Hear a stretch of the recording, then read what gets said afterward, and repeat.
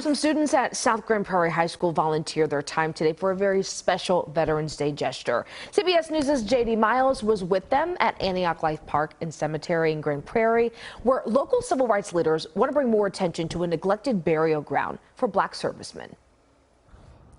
Judge Cole, World War II. We have Rudolph Williams over here, U.S. Army. Yolanda Tyler doesn't know the man whose headstone she's cleaning. But as a military veteran herself, they share a common bond. All veterans should be treated with respect and honor. Respect and honor are what volunteers like Tyler are trying to bring to the more than a century-old Antioch Life Park Cemetery in Grand Prairie.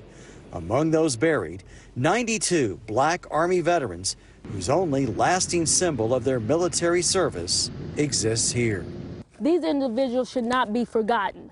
We first brought attention to this cemetery 2 years ago. It had been neglected for decades with no money for maintenance, and a stark contrast to DFW National Cemetery that sits on the opposite side of Mountain Creek Lake. Good morning. Good morning. Good morning.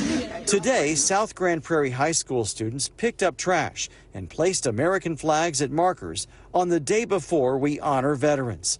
Dallas County Constable Eddie Brown wanted his young son to also be part of it. I wanted to let them know that, hey, there's individuals out here who deserve respect and who fought for our country.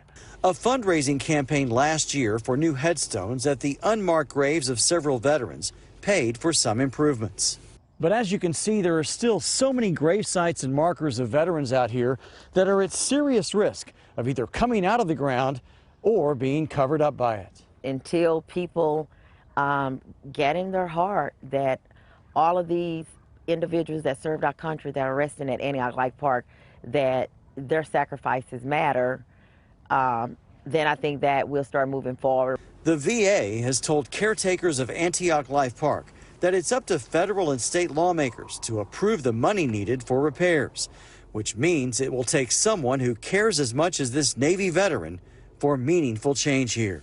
I think what people need to understand is that memorial cemeteries are not just landmarks.